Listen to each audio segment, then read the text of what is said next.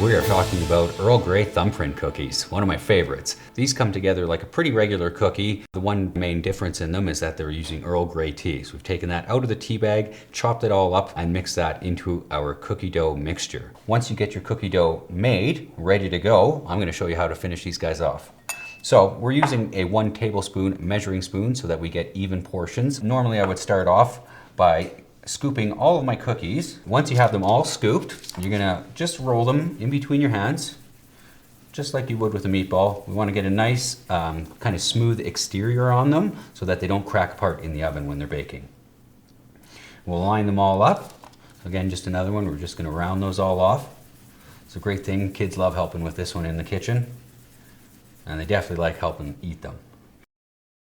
Once you get them all into the nice ball shape, to get the thumbprint in there, obviously, the easiest, kind of best way to do it is with your thumb. So we're just gonna push down in the middle. You wanna kind of push down evenly with your thumb, and it kind of spreads out the cookie a little bit. Just pinch it lightly with your other hands when you're pulling it off of there, and you get a nice indentation, which we're gonna fill with jam.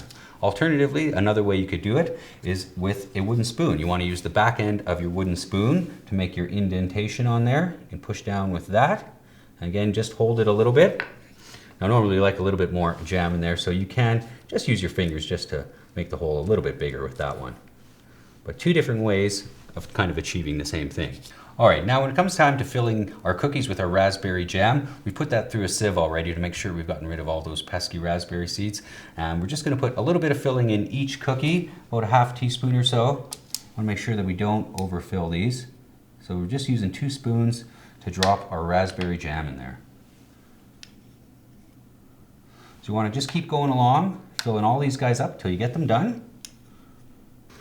Now once you get all your cookies filled up with your jam, you want to pop those into your 350-degree preheated oven. They bake for about 14 to 16 minutes. Pull them out of the oven, let them cool down onto a wire rack to finish cooling, and then enjoy them with a nice cup of tea.